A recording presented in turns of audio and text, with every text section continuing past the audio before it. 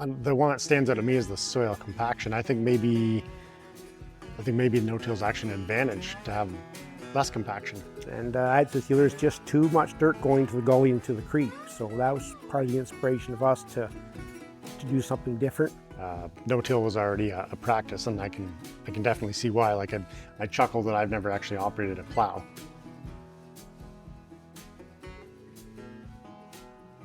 Hello and welcome to this episode of Winning with No-Till. Currently we're at Norham, Ontario near Warkworth, and we're with Bill and Wes Honey, who are 30 generations of farming here in Norham. And they've been no-till for a number of years, and we're going to talk about how they came to be in the no-till and what the learnings are from that they can share with other people in an effort to have other people take a look at no-till. So let's start off, and Bill, if you want to take the time to talk about who's currently involved in the business. Okay, well, Wes, my son and I we work together here. We both have off-farm jobs, so we kind of call our hobby. So Wes has been here. How many years have you been home now? It's About 15 now. So it's that Yep, very 15 since years. college Yeah, in yep. Alberta. So Yep. I guess it was back, the no-till kind of got off the ground back in, I'd say, the mid-'80s. Some of the veterans there were the innovators, like the Peter and Bruce Stewarts. They started out with a no-till drill, a 10-footer, Great Plains, I think, and they went around and did custom work as a demonstration, part of their grant for that drill. And I was involved in the soil and crop, executive back then, and for the next 10 years, it seemed that every meeting, everything was focused on no-till and reduced tillage and whatnot. I guess one of the other things that I'm proud of is that to make this change into no-till, like I come home in 76, first thing I did is you bought a plow and a cultivator and a disc and upgraded the machinery around here. Well, then 10 years, to I guess more like 15 years later, we really got heavier into the no-till. And what really worked out well for us is 5 people, actually 5 different families actually worked together in purchasing drills, planters, and even we shared a tractor with our neighbors, all part of that group. Since then, many have outgrown it, and it's just been a very, very even, I'm trying to think of the right word for it, just a good even balance that we all basically are on our own now. Some have expanded and whatnot, and so it's worked out well that way too. It kind of got everybody going, got everybody in the loop, and then kind of go from there. Wes, do you want to talk about the soil types and slopes that you deal with? Yeah, so Northumberland County, the rolling hills, we have lots of them, lots of big topography. We also have Salt Creek that runs through our home farm here. So not only do we have the hills, but we have really some odd shaped irregular fields, a lot of sandy loam. We do have some patches of clay as well. So I would say variability is a big one for us, where we go from like blow sand here, where we're kind of sitting, to like some heavier ground down at the creek flats. So when you think about those soils and you think about those slopes, what are the important things you get to consider in terms of managing to keep those soils? Yeah, so for us, when I came on scene, no-till was already a practice, and I can definitely see why. Like I chuckle that I've never actually operated a plow. And interesting, in the farms that have been involved in the series so far, the second generation, many of them have never been on a tillage piece of equipment. So that's very interesting. Bill, can you talk about what the crops and the rotation are that support the no-till system here at the farm? Well, I guess we've always grown the corn, wheat, and soybeans, and with the cover crop after wheat, got to be pretty well standard. So it's worked out well. We complement each other, and that's what's really worked. And you follow up the wheat always with a cover crop. Yes. Forages are in the mix at all anymore? No, over the years, I had people come to me and they wanted me to grow hay for them, and I've never did that as a crop, because I do believe that the big benefit of forages is growing them and feeding them, and 70% of the value of that product goes back out the steeple cleaner onto the field. And to me, to sell that forage down the road is kind of minding your ground. So I just never, now I do appreciate the legume, I appreciate the alfalfa, the benefit, but I just feel that you're just too much value going down the road to grow forages. Question that I've asked, and I'm going to ask it separately of the two of you because of the generational difference. some of the people that are into no-till have a real philosophy of why they're doing it, as opposed to just, for the cost or the time or whatever. They sort of, they want to protect the water or whatever. Why are you guys no-tillers? From what I've seen, we had an instance a few years ago where we had a crop problem, and we ended up not having winter wheat after beans. And we had that spring we had erosion and ruts to fill. And so for me, the big thing is I'm understanding the value of the soil and trying to keep the soil away from wind erosion and water erosion. The big one for me. Okay, and Bill, yourself? Back when I first came home, we were conventional tillage, and we did move on to the soil saver. That was kind of the one step towards reduced tillage or conservation tillage, as you might call it. We used to have a bulldozer come every spring and fill in the ruts, washouts and that. And there's just too much dirt going to the gully and to the creek. So that was part of the inspiration of us to do something different. As far as cost goes, that's kind of a hard one just to balance, because you're spending all this money, this extra equipment and whatnot, and make that change. But in the long run, it had to be, because we were just going to run out of good dirt. And can either one of you talk about the mindset of being in no-till? Does the proof have to be right on the balance sheet, or do you just feel that this is the right thing to be doing? Absolutely. I feel it's the right thing to do. Yeah, it's just worked. I just can't imagine going out there and doing primary tillage and the cultivating and then worried about the soil. Like this operation we just did this fall with the conservation tillage machine. It was July 31st, we got 86 mil of rain.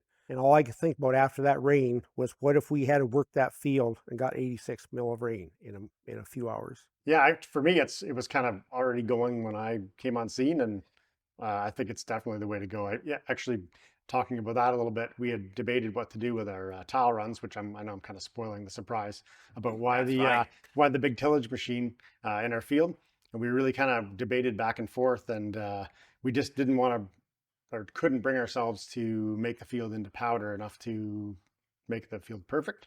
So basically, that was our compromise, to run a machine over and make it most of the way level, and then get the cover crop growing.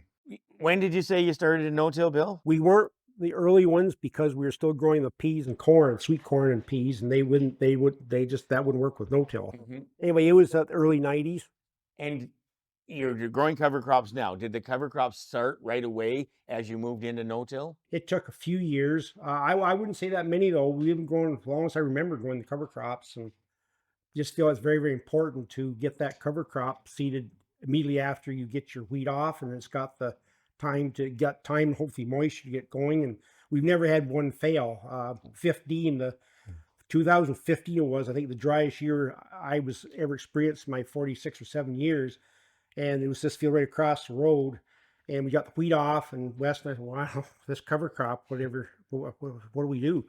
Well, one thing for certain, if you don't get some seed there, nothing's going to happen. So we went ahead and did that and had a fine crop. And why do you put cover crops into the mix? Because it is a complication. What benefit are you getting from that time and effort to put them in? I think just our overall soil health is what we're after, and we've seen. I know we've had the chat before, the talk back and forth about we've had some challenging conditions, and we feel that because we've tried to look after our soil, that it maybe can get us through some not so great growing conditions. And Bill, you talked about the cover crops after wheat. Have you looked at cover crops after beans or as part of the corn system as well? No, I watched people with the corn system, like going in there at 6-leaf and trying to get some rye in there, whatever. I guess I just never been convinced of that. Your varieties of corn and whatnot today, trying to obtain these high yields, there's just not enough light interception to get down in there to get that crop established. I've been to presentations where there was one, I remember the gentleman was explaining that he does it. I know it doesn't look like much, but he says if you have the rye in there versus not the rye, and you're in harvest, the difference is after a bit of a rain, when you leave the field, without the cover crop, you'll track out, and with you won't. I know I just haven't got excited to do that. What tillage happens on the farm, if any? And if I asked you that question last summer instead of this summer, I would get a different answer, right? Okay, I'll start then. The one thing I always believed in and had trouble with, some people have the philosophy that you should till your ground once every so many years. I don't believe that. I do believe once your ground is no-till, it creates its own its biological world, and you got your physical world with your decaying roots and your earthworms and whatnot, your activity. To me, once you've got it to no-till, and I do believe it takes a few years to make that transition, but once you got it there, leave it alone. And the only reason you saw that machine in our field this year, that's been 30 years. That's been the most activity. The only time there's been activity like that, other than RTS, in 30 years.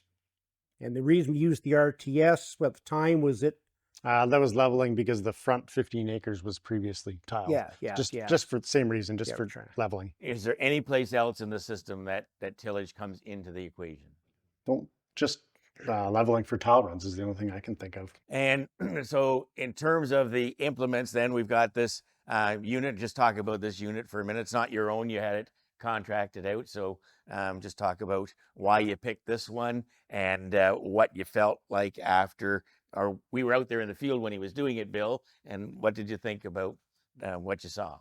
well, I guess I made my mind up on what we should do. My vote, so to speak, is I looked at another machine similar to this, different make, but same thing. And I was impressed being that heavy and those heavy discs going each way and that heavy packer in the back. I think maybe that might do something because so many of these conservation tillage machines, they don't move the dirt. And because this ground north road's got enough clay in it, like we've had good luck in the past with the blade and the disc, and Wesley's so careful to try to level out, and it works. But north of the road, it just didn't work. It settled, and it's got a memory to that ground, and it's just very hard to get it leveled out again. And we even tried it on our own. You saw this, we were coached, oh, use your own disc and set the gangs up and packer behind it, you'll be fine. Well, we went out there, Wes actually found the center of the road with a marker, had me drive over it. You can still see the mark. Yeah. So this machine, good idea. Just what I saw in this machine is I saw a machine that would actually move some dirt. In my opinion, I thought it would. And he arrived here he didn't start till 5 o'clock on a Friday night, and he was done about 8:30. He pulled out of that field and did 72 acres. But he drives about 13 mile an hour. And that dirt, when you see that action at that speed, it's moving some dirt. And Wes and I, the first couple passes he made, we jumped on the Kubota. And for anybody familiar with those side by sides, they don't have much suspension. So we followed behind him, and we're quite impressed the first run. And since then, when we've planted it and been on the field for whatever, right with the kids there today, yes, I'm quite impressed that it's leveled. It may not be perfect. If you want it perfect, you're going to have to go out there and plow and cultivate it. We don't have to do that. And somebody asked me, I was asked this question, do you think you'll do that every 3 years after wheat? Absolutely not. I hope never do anything again in my time. Now you also have a Phoenix harrow. Yeah, the Phoenix harrow is a very important part of our whole no-till operation. Okay. So it gets used so for integrating the cover crop. So we'll spread our cover crop with the fertilizer after wheat, and then we'll kind of work it in to get that seed to soil contact with the Phoenix harrow right after, just to mix the residue around and stir it up a little bit. So when that field was tilled with this machine that we're looking at here, you drilled it in, Bill, but you're saying normally you spread it on and then you use the Phoenix harrow to work it in enough to... Yeah, exactly. Okay. Yep, to get it established. And all it does is scratch the surface just to get seed soil contact. And it doesn't do any tillage whatsoever. It just scratches the ground. And talk about the success of getting the cover crops to grow in using that tool. Yeah, it's worked very well for us for many years. And then the other thing we use it for in the spring, after the cover crop has gone over winter, we'll in the spring we'll Phoenix harrow before we plant corn, just to get all that kind of residue again stirred around, and then try to dry out the top of the ground a little bit so we have good planting conditions. And just a side note, all the wheat straws always spread. Think about the operation from the standpoint of the equipment that you need to make the operation successful, and in the same light, what you don't need on the farm anymore. So, what are the implements that you guys have that make the no-till system work for you? Probably our drill and our planters are the keys, along with the Phoenix harrow, that make the whole system work. So the 520 Salford drill with I think kind of that we selected that one because it has the separate coulter cart out front with the wavy coulters, which do a nice job chopping the residue and maybe not maybe doing any leveling, but a tiny bit. And how deep do you run those? Just above seed bed depth, I think normally. Yeah, You wouldn't want to it's 2 or undermine 3, your 2 or 3 inches. seed bed. And the corn planter is also planting soybeans for you now. You're not drilling beans now that you're adding in the row cleaner. Yeah, now we've gone to actually, it's sort of silly, but we have 3 planters for the 3 different crops. So we have our corn planter with dry fertilizer. It's a no-till Kearney Classic. I haven't seen that one yet. That's right. I missed that this spring. Okay. Mm-hmm. So it's very, very simple. Like I said, Kearney Classic. It's got the wavy coulter out front, and then the fertilizer opener, row cleaner, and then the unit itself.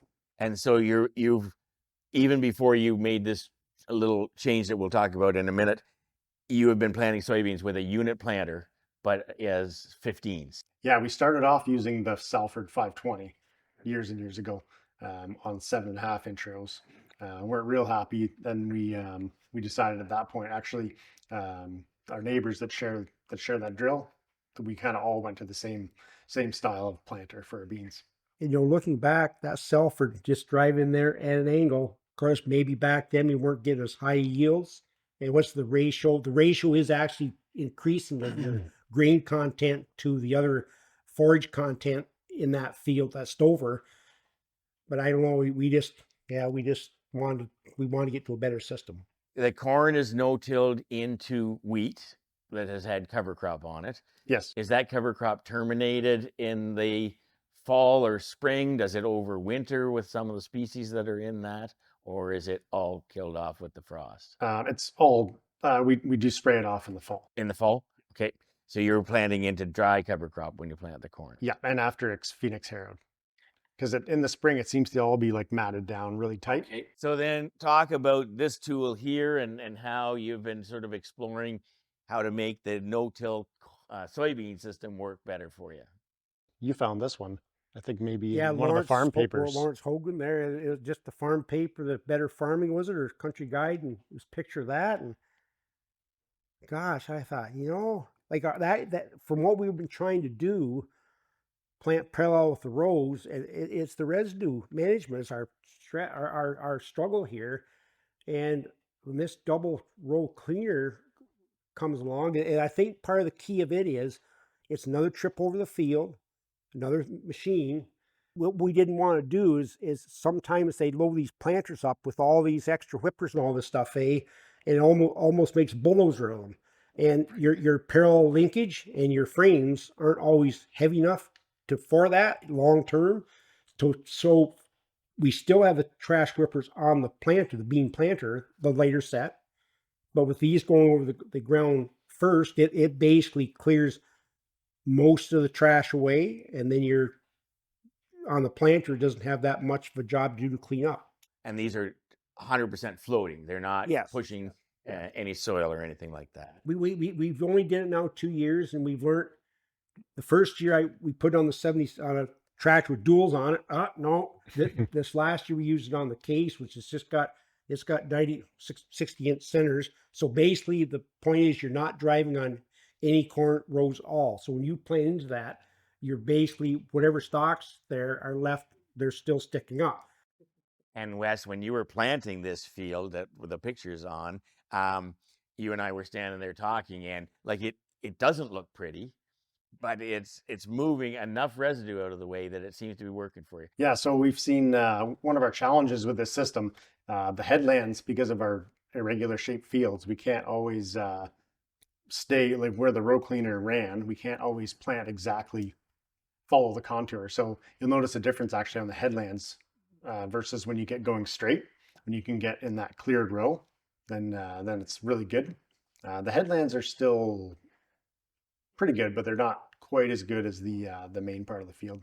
And Bill, when we talked on the phone as you started this year, you were trying to start earlier in the day and then decided that no, the dew's got to be off it. Yeah. Talk about that a little bit. Yeah, that's one thing we've sure learned. The first year, of course, farmers are morning people, and I was out there at 5 o'clock the next morning doing it, and you'll see there's a 3-tine fork mounted on that unit.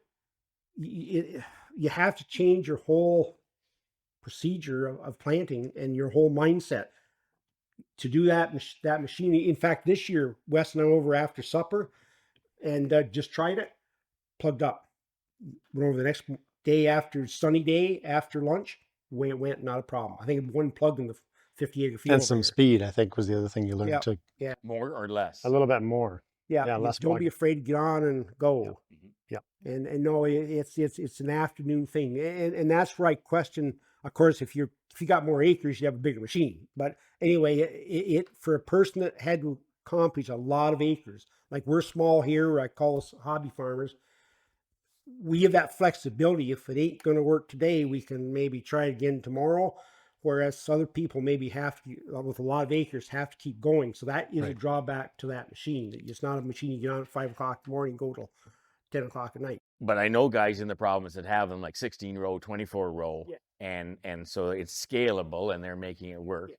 And I haven't talked to them about this brittleness scenario in terms of the dampness on it from the dew and stuff. Wesley put the GPS on the big tractor there, and with that auto steer and whatnot is part and parcel to Yeah, make this all work. that's a good point. Yeah, we missed the technology. Yeah, without technology. we We wouldn't. have it on the other tractor for spraying and blah blah blah. But it's he spent the money in his own pocket putting that on the tractor for that. Yeah, now we can row clean with using the GPS, and then the planter GPS to follow the row. So that's a lot easier. So talk to me about the residue management that came off of the corn combine here that was the precursor to what you did with the row cleaner. Are there comers, crushing rolls on it? Are there cutters? How does it come off the combine? I think it's fairly conventional. Yeah, no extra chopping. No. On that machine.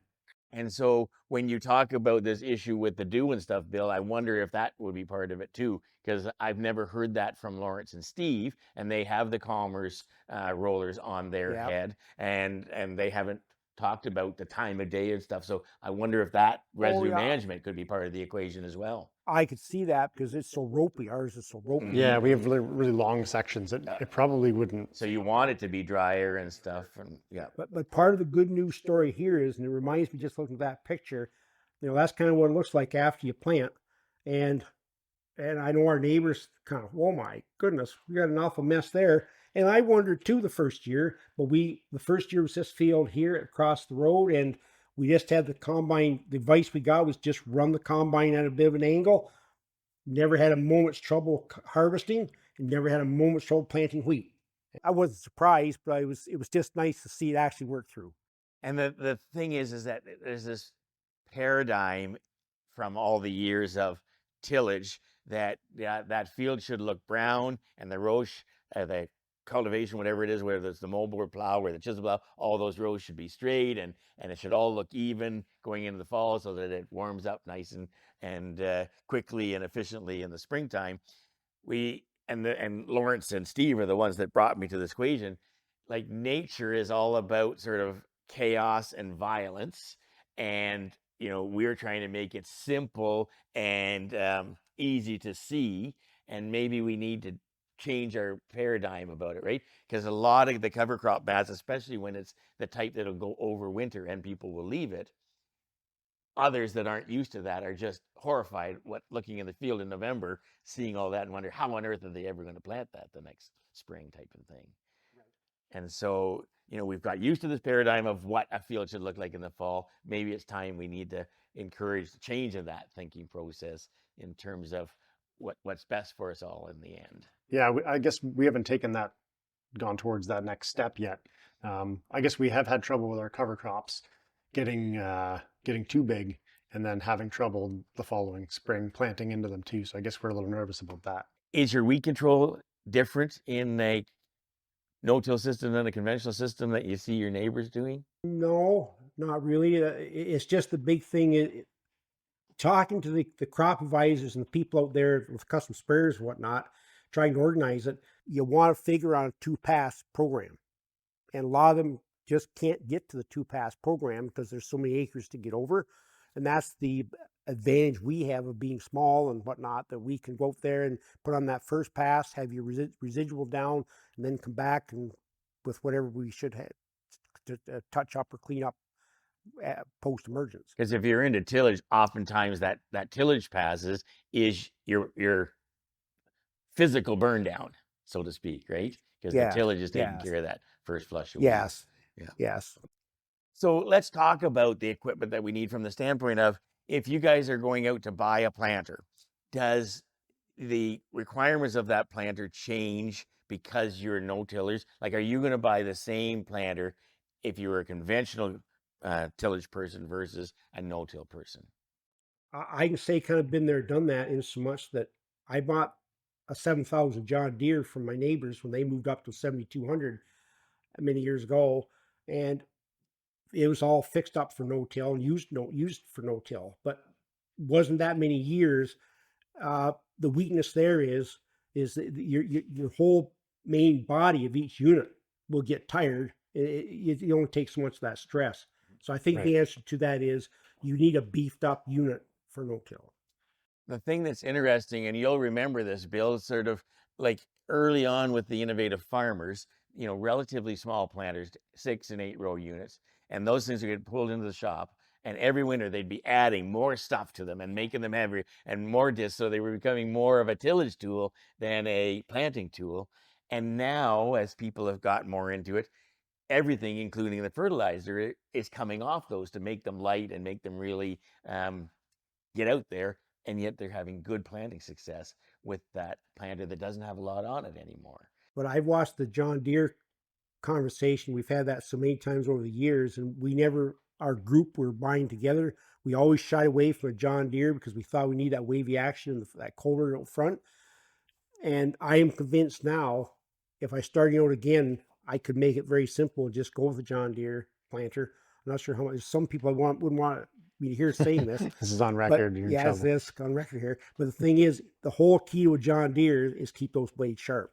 So that actually leads us right into this next slide that I've got up now, Bill, the different parts that make the system work for you. So we kind of talk about crop rotation. We talked about the cover crops. We talked about weed control. We haven't talked about fertility management yet. Talk to us about how you fertilize these crops in a no-till situation.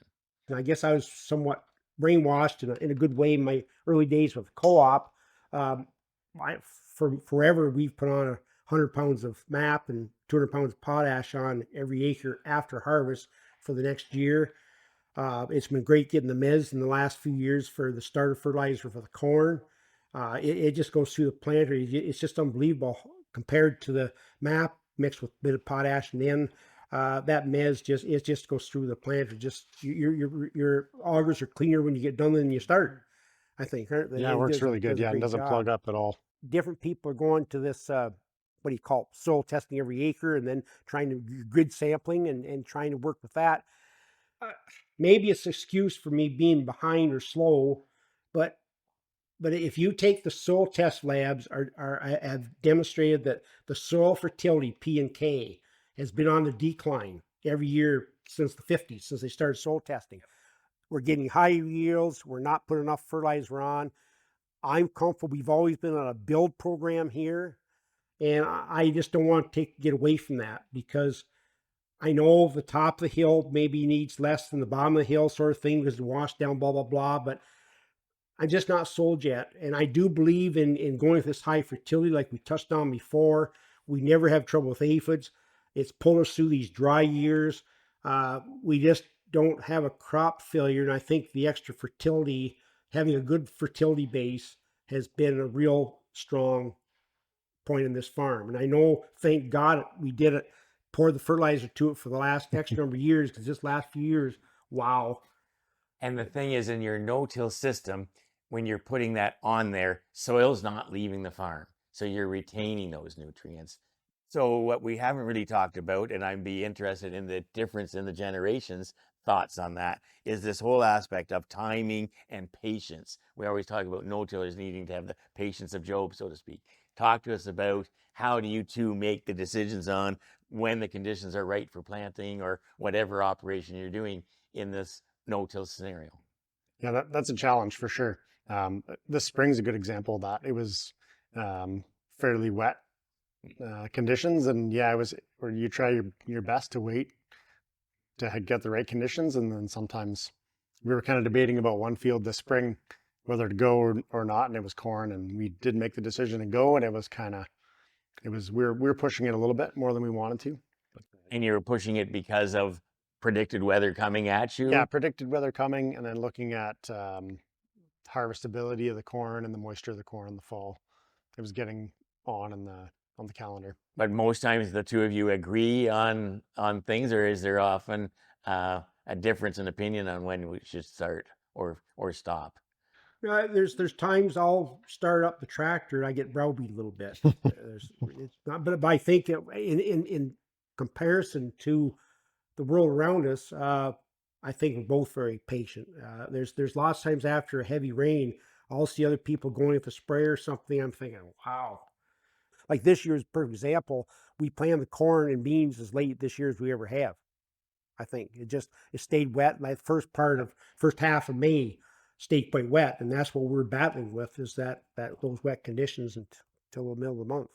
But I've been sort of back and forth past the field several times this summer, and they're looking amazingly well. So you've got to be pleased that attention to detail, and I think that's what we've learned, and that's what we try to take the time to do, is check your seed depth and just yep. Set everything just upright and take the time to do that. Yeah, one guy in the seat, one guy checking seed depth and settings, and yeah, we've learned how important that is. You get to the end and think, I wish I would have done this different. Do you find that in that sort of early part of the season after the crop comes up that the no-till fields versus some of the neighbors' conventional till fields, they look rattier? Yeah, I know we had that that's a common thing with our beans. That they don't look as good as a conventional field off the bat. But again, it comes back to when's the crop delivering the yield, and that's when the combine is in there, right? That's the time. And in most cases, by mid-August, you can't really tell the difference between the no-till fields and the conventional fields. Would you say that that's true for this area? Yeah, I would say that's true. Yeah, there's an old philosophy that no-till, and especially beans, after you plant your beans, just go away for 3 weeks. Don't look at the field, no. Which we know that's not a recommended thing to do. But that's kind of a chuckle. How important is it to you guys to get that planting equipment in the shop and looked over every winter? So very important. Yeah, absolutely. Because if we're checking seed depth and checking and trying to make adjustments, and we have problems or things aren't right, then you just sometimes wouldn't be able to do it. And when do you change those blades? That's the biggest piece, I think, in terms of replacement parts on a planter that you need to deal with in a no-till situation. Well, when they recommend, and I might add that I'm the old guy. I'll be saying, we keep one more year, then West. No. So stuff does get, and usually the planter, it didn't this year because of this machine behind us, but most years, you finish planting, it goes through the shop, both units goes through the shop, and they're parked, and all you got to do is put the draw bolt in the plant.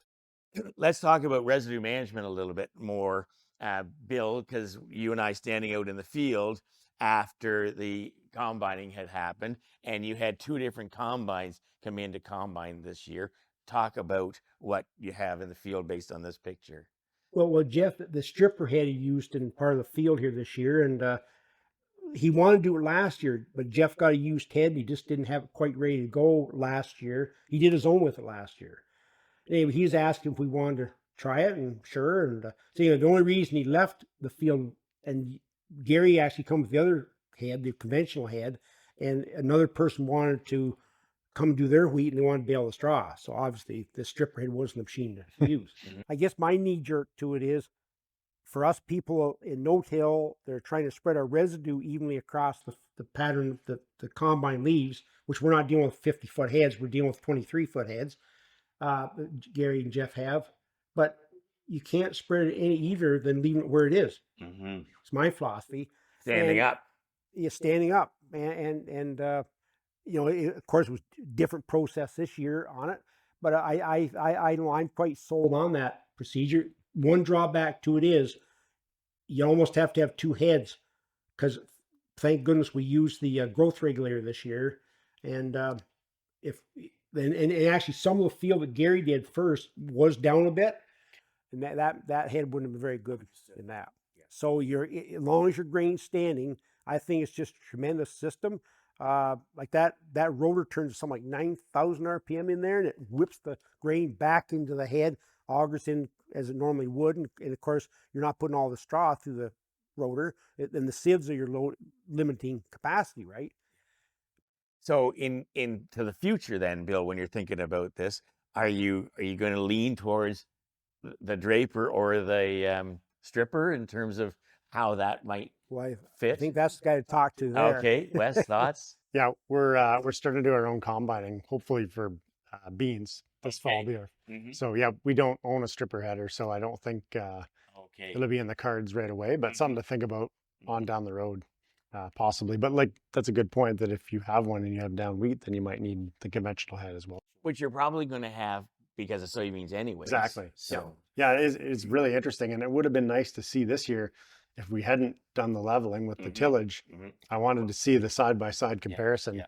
I'm not saying you're wrong, but I just wanted you to think about it a little bit. You said it's not suitable for straw in using the stripper header, but in some ways you might be better in that if you cut it with a hay mower instead of through the combine, you're not going to lose as much, and it's going to be a different straw. Some people don't like straw coming off. It just the pulverizes. rotor. Oh, that's right. Yeah. Yeah. Oh, you could run a haybine or swath it, or that's interesting. That's a different way to. But generally speaking, there's no. Of course, what some people do is they'll go to a John Deere or a cylinder if they got that option. Like I know Ron Elmer's, what he'll do, he always had the older combine with the cylinder for the customers who wanted straw. A lot of people, when I talk to them about no-till, say, well, there's all these hurdles that I'm unwilling to deal with. So, I mentioned fertilizer management, I mentioned, delayed planting, slow emergence, uneven crops, and even soil compaction. These are things that get thrown at me. Your thoughts on these relative to being a no-tiller? The one that stands out to me is the soil compaction. I think maybe no-till is actually an advantage to have less compaction. And what's interesting with all the people in this series, the people that probably need to be least concerned about soil compaction, these are the people like yourselves that are more conscious of that soil compaction, because they don't want to have to employ the tillage that other people would use to chase that. You're going to be whatever you do, you're going to be stuck with, because you're not fixing it, so to speak. Yeah. Or you can fix it with cover crops and that, but it takes a longer period of time and tougher the deeper it goes. And I always think back in the early days, they had the picture of the two fields side by side, one no-till, the other conventional, and a heavy rain came and flooding on the conventional, and the water just gets away on the no-till. And we demonstrate that here again on the 31st of July, make reference to that rainfall again at 86 mil. That is unprecedented for us. I know southwestern Ontario, I know eastern Ontario gets that kind of rainfall, but that was unprecedented for here, this area. But Wes, when you look at that statement, does delayed planting, slow emergence, uneven crops, do you notice that in your crops relative to the neighborhood where conventional tillage is used in the system? I would say, I know we talked about already the slow emergence or the uneven crops. I would say off the bat with beans especially. Okay. Yeah, you notice it, like we talked about, it doesn't look great off the bat, but it does seem to, if you come back a while later, it seems to be just as good as any. And how do you find your yields versus sort of county average or township average? Are you in the ballpark with everybody else, or are you behind? I think we're right about on par with everyone else from what you hear around. Like, are there places in the system that you guys being a no-till, you think you're losing relative to your conventional neighbors? And I'm happy for you to say no. The only thing I'm saying is that if you're going no-till, make sure you got pipe to the ground. Yes. So where are the wins then in no-till for you guys? Well, we both work out in very limited time here sometimes, and I just can't imagine spending all that time. In fact, that was one of the options to fix this field this year, was take this old 12-foot one-way disc out there. Of course, if you did that, you'd have to go and cultivate it 3 times. I just can't imagine finding the time to do all that. Yeah, spend hours and hours and hours Yeah. and hours in the tractor. Yep. And in the old days, we just put up with that. But nowadays, dads want to be more involved in the kids' activities and stuff like that. Work-life balance is a more important thing to farm families like it is to city families nowadays. So Absolutely. Yeah. And then sometimes our whatever you want to call it, our main jobs sometimes get very busy as well. Like is there anything next on the list that you would be looking for in your operation? And now you're starting to do your own combining, and so residue management and that, you'll be taking that into consideration. But what else is out there? And maybe you're 100% satisfied with the system you got, but is there something you've sort of been, any curiosity that you're looking to explore? I think with the row cleaner, we kind of touched on it already, but maybe some more sizing of that residue so we could move it a little bit easier. Combine, or trying to put a cutting disc on that machine, or what are you thinking? I was actually thinking along the lines of what you were talking about with the stock rolls, something like that maybe. But the only challenge I see with that, if you get the material too fine, then it tends to just blow. You can see it blowing around, and Or all ending up at the bottom of the hill in the Yeah. field, So I even think though it's been a the soil's not compromise. moving, you get all that residue, Yeah. accumulating at the bottom of just the a hill. little bit of sizing might be nice, so we Yeah. don't have those long And strings. again, with those crushing rolls, they really don't. They just crush and kind of leave it in place, right? It's not like they're cutting it into fine little pieces like some like of the confetti others. or yeah. If people were wanting to take that sort of first stab into no-till, what are some of the things that you guys would advise them to be thinking about? That one's the tile drainage for us has been and that's been a more of a recent thing that we've done a lot more than we ever did in the past. The difference between having livestock and not having livestock. Because I mean, next door neighbors, they've gone to an RTS that they got their ones now. They're down to 5 inches, whatnot. They've leaned that way partly because they're got manure too, right? So for this little different situation for the livestock person compared to the person like us that doesn't have livestock, I guess. What about things like before you start, make sure your fertility levels are up, make sure that field is level, start in that type of scenario? Any of that kind of advice to people? We're very careful to not go on the fields when it's wet. But no, everything we've got here, we try to keep the flotation up and the weight per square inch down. And yeah, we really work towards that. And keep as much as we can, try to keep loaded stuff on the headlands and the best we can. And you're not driving, you're not chasing the combine with gravity wagons and stuff. And we have some fields in some spots we have no choice, but we're kind of making little improvements that way. Like we do have the VF tires on that, our largest, heaviest tractor now. Okay, that's awesome. That brings us to the end of the session, and I just want to say, on behalf of those that'll take in the opportunity to view this video and see what the Honeys have been up to in their no-till situation, just thank you for taking the time and allowing me to sort of follow you around in the fields with the camera and the drone and stuff into this. And how do you guys feel about people contacting you with questions that they might have after watching these? Yeah, that's no problem. Okay. Absolutely. And that's one thing we're, one of us typical farmers, we're very quick to share what doesn't work too. We won't just tell you what works. Exactly. We'll tell you, it could be a long story, but I'll tell you all the stuff that didn't work too.